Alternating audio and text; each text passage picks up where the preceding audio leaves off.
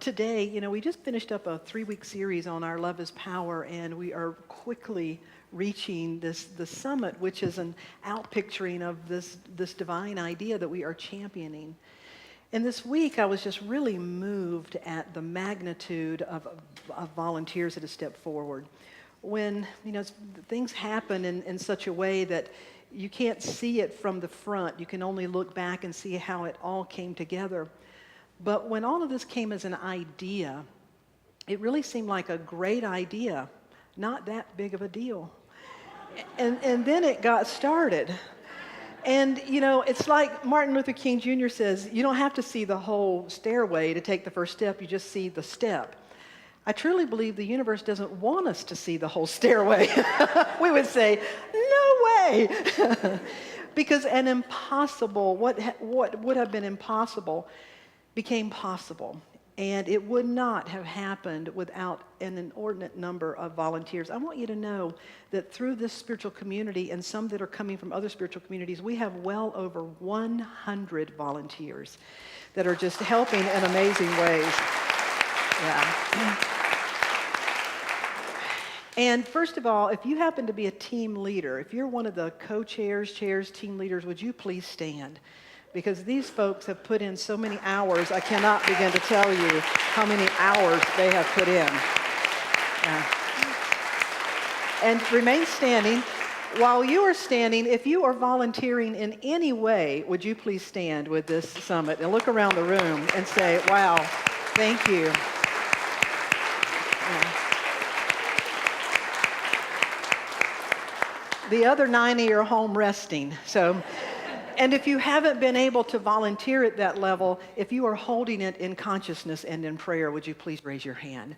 Because every bit of this, it's taking all of it for us to do what I truly believe is ours to do. So I want to thank you for that and just really let you know that it touches me deeply, and it is truly a miracle what is taking place here. Many lives are being touched. Why are we doing this? Because at our essence, I say almost every Sunday, we're about healing any case of mistaken identity. Unity is truly championing a message that says we are all born as original blessings, that there are many paths that lead to God, and that there is one God known by many names, that we are to treat each other as brothers and sisters, and all of creation as the likeness and image of God, and that when we begin to do this and come from a place of love, we truly are creating heaven on earth.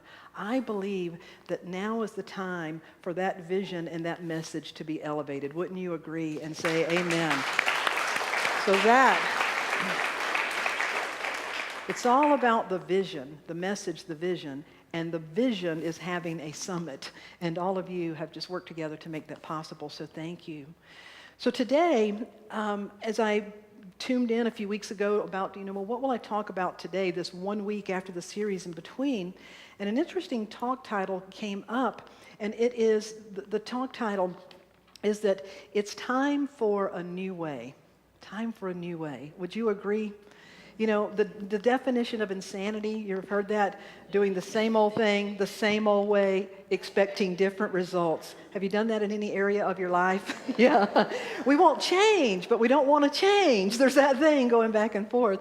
So time for a new way. Well, we understand that the nature of nature is to evolve. There's always newer and higher ways.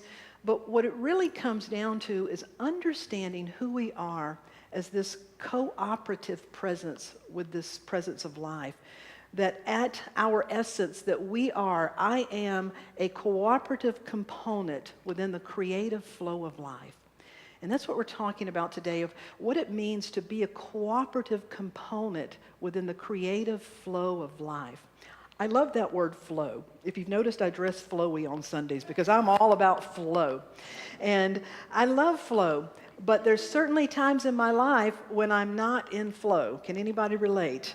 That things just aren't working. And so there's things that we can do when we realize we're not in flow, because it's about how we are aligning with our creativity and our creative resources.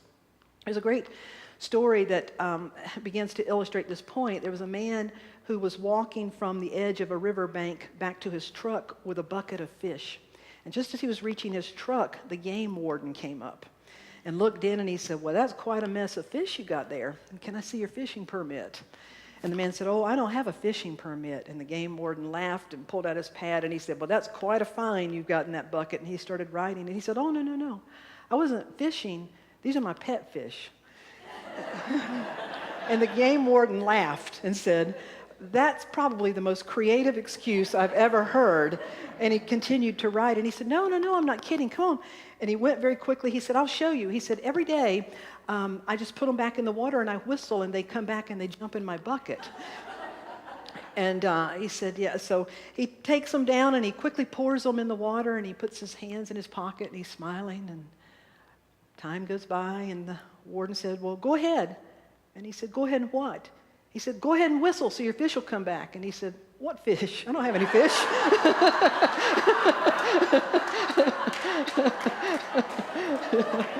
And, do you ever find you're using your creative genius to get out of a mess? Have you ever noticed how much energy we spend trying to get out of something we don't want to do? Or that we just put so much of our creative resources into trying to fix a mess or get out of something. Well, there is a different way. And it is about being in the creative flow, of really seeking to use our creativity and our creative resources for a higher and better way. I think if you look around the world, you can understand what Einstein meant when he said you can't solve a problem with the same level of consciousness that created the problem.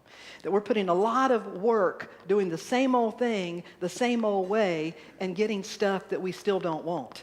And so it's time for a better way. It's time to use our creative resources, this sacred connection, and to really understand who we are and what we are to bring about what I truly believe we're here to create, and that is heaven on earth. It's an experience of harmony.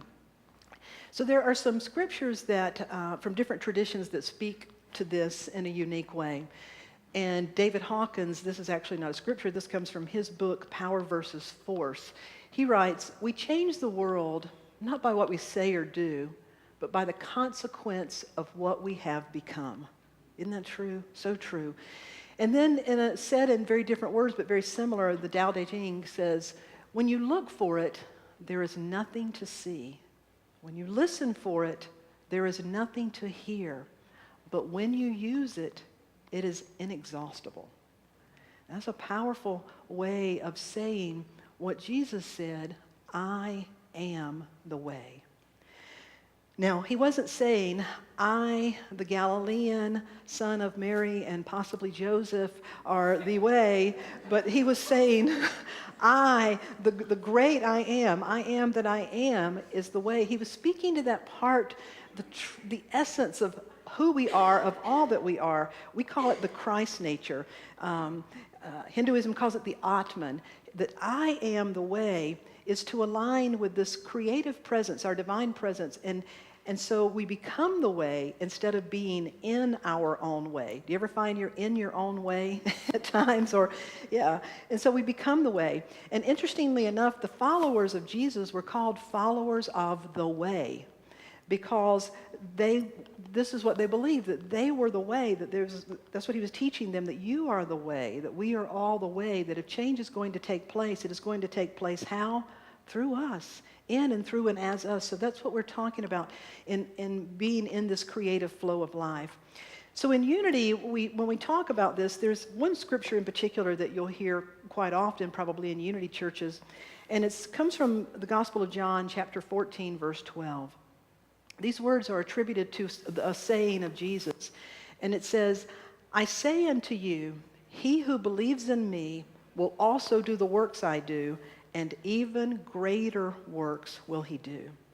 And that's why we say that Jesus is not the great exception, Jesus is the great example, because he clearly said, if you believe and know who you are, and you follow and do the same things that I've shown you to do, then you'll do this and even greater.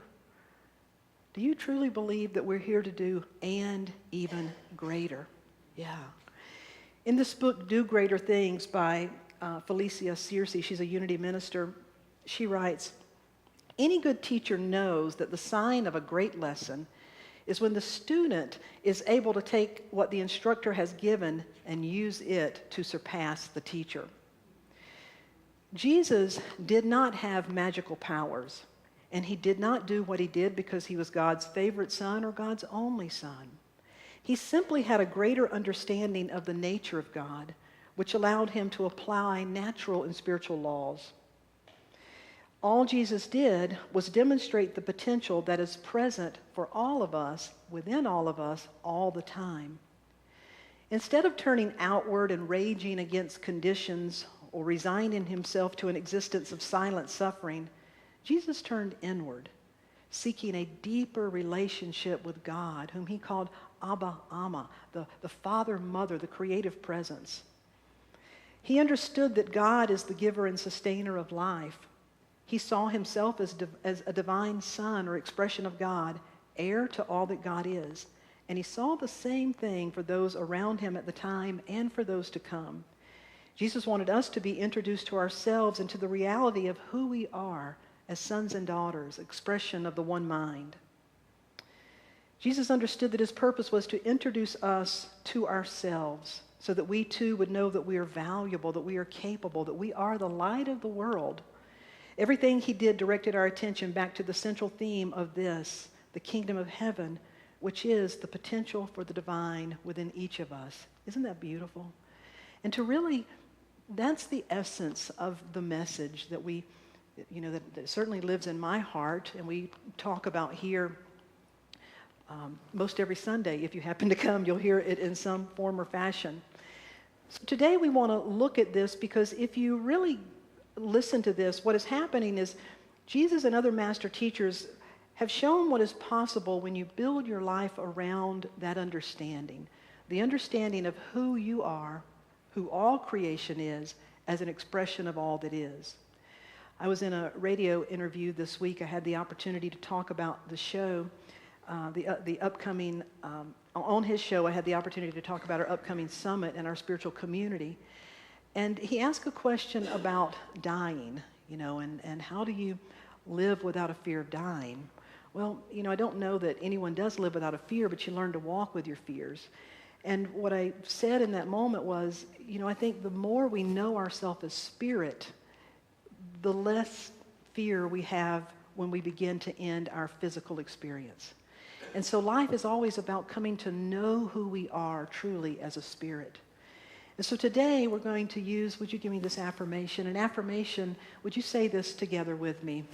I am a cooperative component within the creative flow of life. Together again. I am a cooperative component within the creative flow of life. And so to be a cooperative component within this flow of life, there's some things that we do that we ask, and then we accept and allow, and then we learn to cultivate a sense of awe and appreciation. And that's what we're going to talk about, what it means to ask, to accept and allow, and to live with a sense of awe and appreciation. And those are ingredients for being what I would call a flow master, living in the flow. But there's something very important, I think, to point out about living in the flow. And that is, there will be times when you find yourself not in the flow. And it doesn't mean that that's not the space you're supposed to be.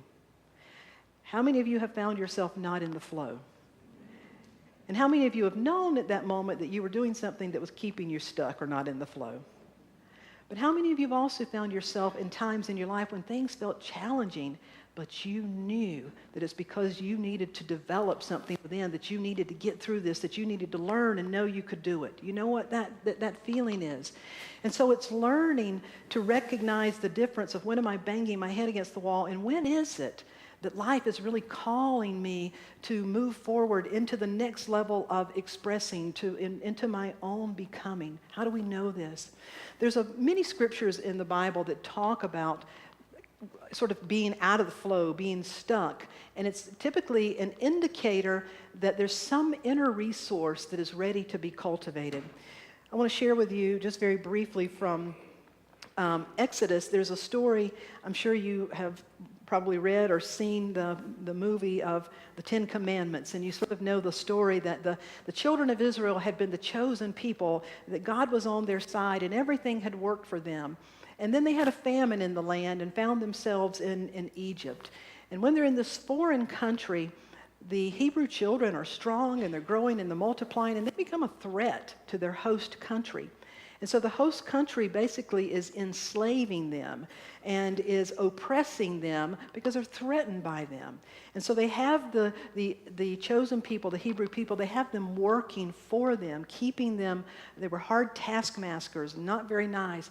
And so all of the children of Israel, the Hebrew people, were praying, God help us. They were asking for help, truly asking for help. And this is where the story picks up. Now, let me tell you what they were doing. What they were doing is the children of Israel were charged with the task of brick making. They would use straw and clay, and they made bricks, and that's what the host country were using to build their big Roman empires. So they were the slaves making the bricks. And crying all the time, God deliver us. And this is about the time that Moses sees the burning bush and goes through everything he goes until he finally accepts his call to go to the Pharaoh and ask him to let my people go. Let my people go. So this comes from Exodus. Moses and Aaron went in and told Pharaoh, "Thus saith the Lord of Israel, let my people go, that they may hold a feast unto me in the wilderness." And the taskmasters of the people went out, and their officers, and they spoke to the people, saying, "Thus saith Pharaoh, I will no longer give you straw. Go ye, find your own straw, and yet make the same number of bricks that you have made, that you have been making." Well, it was impossible to make bricks, to create something without straw. The straw was the substance. The bricks would just crumble. And so they were asking for help. They have a leader who goes to the Pharaoh and says, "Let my people go." And the Pharaoh basically says, "Listen, if you've got time to complain, you're not working hard enough. I'm going to be even harder on you." And so now the people are complaining to Moses, and they're saying, "Well, why did you do that? It's even worse than it was." But if you look at it metaphysically, what began to happen, because these characters represent aspects of our consciousness, things that happen in our life, the way we develop. There comes times in our life when you have exhausted every human means and way and resource that you can, and it is just not possible anymore. That all you are building crumbles. Can you relate? That you've tried, and you're working harder and harder, but the harder you work, you literally reach a point it's not working anymore. Doesn't mean they were doing anything wrong. No. It means it's part of the evolutionary process, because when they reached a point of everything they built crumbled, it was literally impossible. Something rose up within them. They were no longer complaining. They were saying, now something's got to change here. When they finally reached that point, they realized that this was a matter of spirit, that it's not about what we can build out here. It's about what God is building in here. It's about the spiritual I am that is seeking to grow me in my own becoming, that is seeking to grow us. I don't know about you, but when I watched the news last night and I saw what was happening in London, I got really sad. Anybody else? And I look around and it feels like what we're trying to build is just crumbling. Would you agree in some ways? And is it bad? Yes, it's bad. But can good come out of it? Absolutely good comes out of it. Because that's when people are called to rise up, and we're called to turn within. We're called to realign and to get into flow and to say, use me, let me be the way. Because I'm sure those people had been so oppressed, they felt like what we do doesn't even matter anymore. But they had to be shaken to a point where they realized you're still God's chosen people. Do you realize we're all God's chosen people? We're all created. All of humanity is. And we're called to rise up, to rise out, to step out and make a difference. And so even though things got terribly worse, from that point, they began to get better because they were able to leave. They did cross the Red Sea, as the story goes. They go to the wilderness and eventually to the promised land. But the point is, there's times you're going to feel like you're out of flow, But it's inviting you to turn within and to say, what needs to be built? What is God building in me? What is being called forth in me? And so ask, just like they asked for help. When they were asking for help, even if it got a little worse before, it was necessary and it got them where they were seeking to go. There's a great story about a teacher. She's a well-known meditation teacher today. And years ago when she was just getting started, she wanted to go to Spirit Rock Meditation Center in California and offer a workshop. So she called and introduced herself and said, I'd like to come out and provide a workshop for you. And the person said, well, you'll need to speak to John. He's the director and he's not here right now. Could you call back? She called back the second day and introduced herself again. I would like to teach that class. Yes, you'll need to speak to John. He's the director and he's not here right now. She called the third day. Same thing. You'll need to speak to John. He's the director and he's not here right now. And she said, well, I just see that as a sign. I believe that means I'm not supposed to go teach that class. And the young man on the other end of the phone said, no, I'm pretty sure that means John's not here right now. And she said, here I was, a meditation teacher, making up all that stuff that it just hit her like a cosmic 2x4. And she had to realize, just because it's not easy, just because I'm having to put some effort, and is there any part of me that's humanly trying to force it? She had to go back, recenter, get clear, and rather than trying to push her way through, she had to connect with her gifts and say, you know what, God, I've got these gifts to share, and if the door opens, I will gladly go, and I'll do my part to help it open. Day 4, she called, and guess who was in and available? John. And she was able to go, and she tells that story about herself. Are there places and times in our life when we stop on the third try? And the fourth one may have gotten us where we wanted to be or where we needed to be. I encourage you to ask what it is that you need to be in this creative flow, and then to accept and allow. You know, accepting and allowing is a really big part of being able to be in the flow, because it's easy to wind up in resistance and not necessarily realize that you're stuck. This is a true story about a woman named Anna who attended a Unity church. And Anna had been in a relationship for a number of years, and it ended abruptly. She was devastated. She was hurt. Her life was just shattered. And she fell into a depression. And even as she began to work her way out for a number of years after that, she just sort of marinated in that, I've been hurt. I can't trust. But at the same time, she was doing vision boards and affirmations and wanting to attract someone in her life. So she happened to discover Esther and Jerry Hicks and the Abraham teachings. And she heard something and she took it away. This is what she heard. This is a prayer that comes from Abraham Hicks. Universe, you know what I want. Give it to me in the path of least resistance. Give it to me in a way I can receive it. So she began to really work with this every day. Universe, you know what I want. Give it to me in the path of least resistance. Give it to me in a way I can receive it.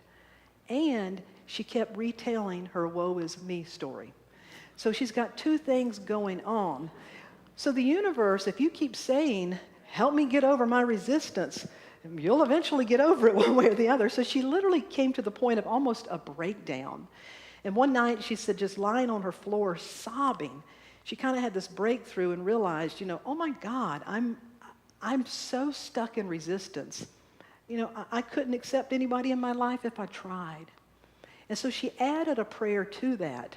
She married the Course in Miracles to Esther and the Abraham teaching.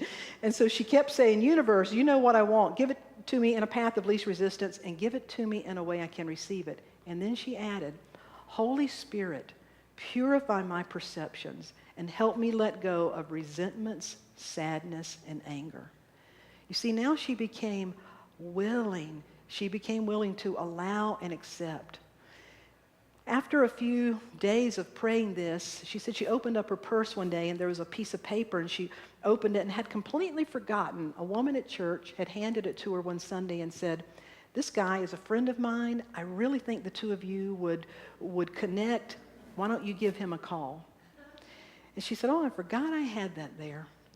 So she calls the guy, talks to him a few minutes, and he says, so where do you live? And she says, 17th and Dahlia. He said, you're kidding me. I live at 17th and Dahlia. He said, what building are you in? She said, 4670. He said, no way. I'm in building 4670. He said, what apartment? And she said, 12. He said, well, I'm in 14. Come on outside. We'll have our first date. That's a true story. They went outside, met, had a year later, had a wedding, and have been married several years since. But she tells the story about the man of her life living 2 doors down, but she was not even able to accept it or allow it or see it because she was caught up in her story. You know the saying, this is my story and it's sticking to me. This is my story and it's sticking to me. And so when we find ourselves in that, it's time to realign with that. Would you give me that again? And Richard, would you please come? Would you affirm this with me again? I am cooperative component within the creative flow of life. Say that again, please. I am a cooperative component within the creative flow of life. You know, it's time that we ask to be used for the highest and best purpose. It's time that we become willing and understand that we can allow and accept, that we can overcome, we can forgive, we can let go of resentments, we can come to the edge of our own becoming and be more than we ever thought we could be. We're here to do greater things. And it didn't say do something greater one time and you got it. No, it said do greater things, and I'm going to add what they should have put, as long as you've got skin on. Do greater things as long as you're here and breathing, to do greater things. So we ask, we allow, we accept.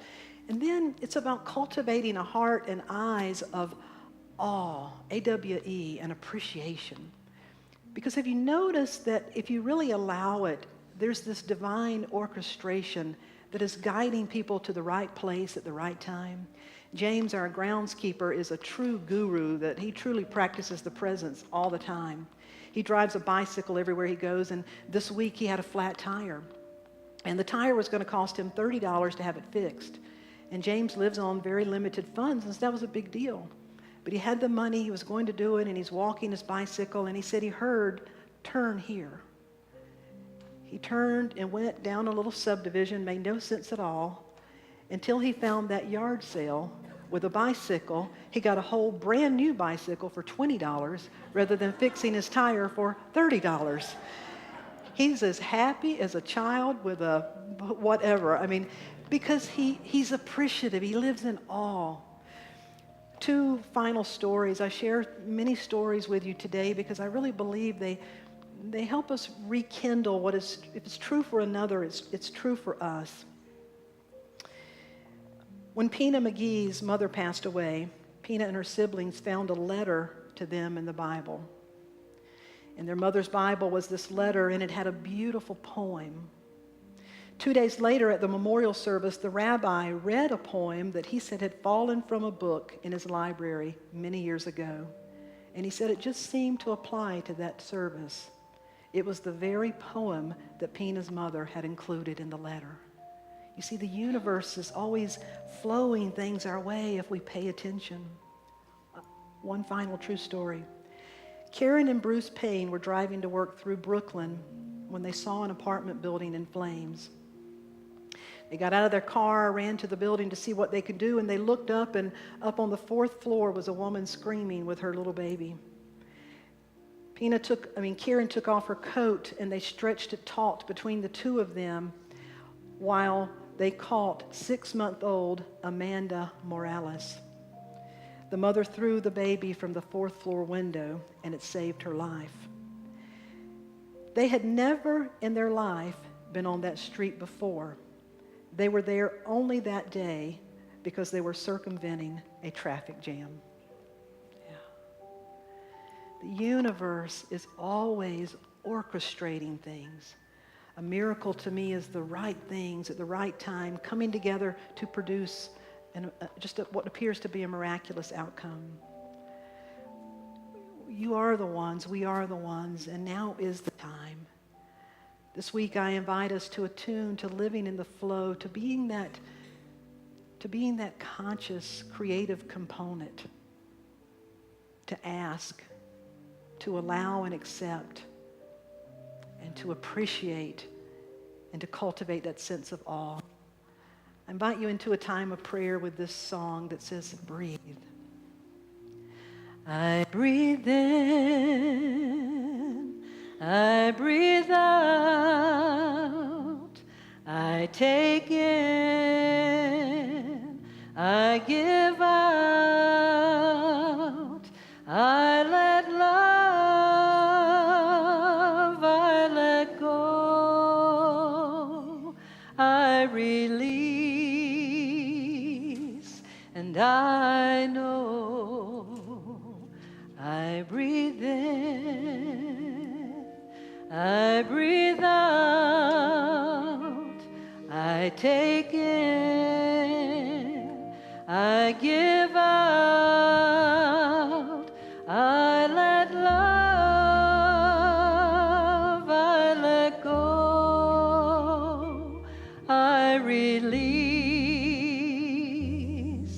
and I know. I invite you to close your eyes and to breathe.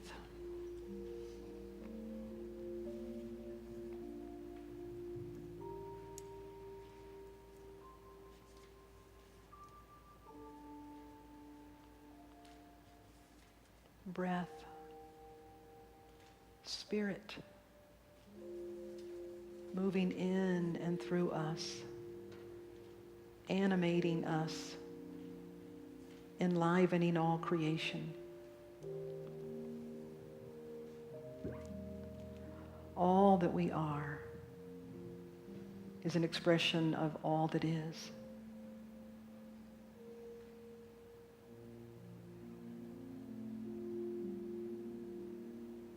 We choose to be cooperative, recognizing that we are a component, a vital element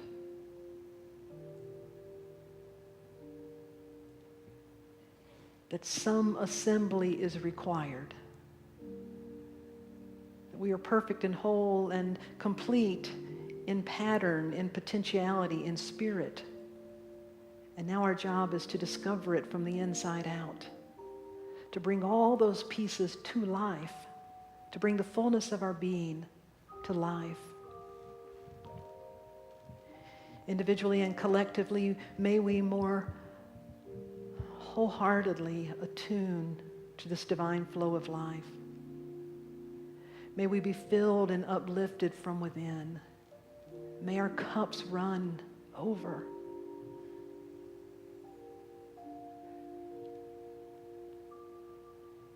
May we be willing to feel the brokenness that is around us, but not become broken by it, but become healers. You don't have to become wounded to tend to the wound, but you must be present to tend to the wound. You are the presence, you are the ones, and now is the time. And whatever it is that you need, ask. Ask and attune. Know that the divine lives in and through and as you. Cultivate a sense of allowing and expectancy. Remind yourself of your true worth and your worthiness. Let go of anything that is holding you back. Set your own self free. Set yourself on a path of freedom and know that you will be held and lifted. And as you grow stronger, you will be available to hold those that are not yet strong enough to hold themselves. For that's what you are here to do. To carry and to be carried.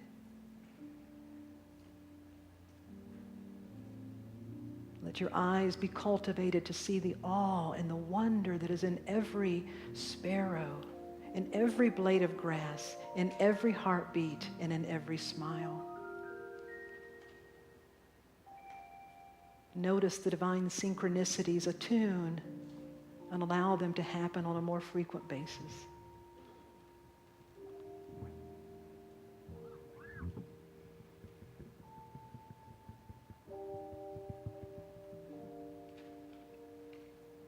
And so I invite you to hold in your awareness anything that you're holding in your heart.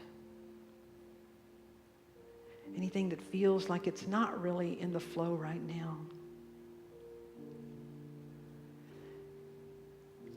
And without judging it or needing to know, we just lift it up in the light. Purify our perceptions. Purify our heart. Purify our intentions. Ground us in love and in wisdom and in courage.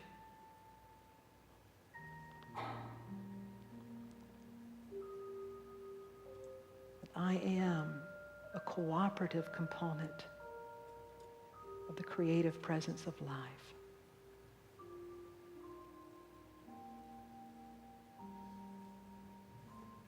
And as it is so in heaven and in spirit, so shall it be on earth and in our lives. And for this we give thanks.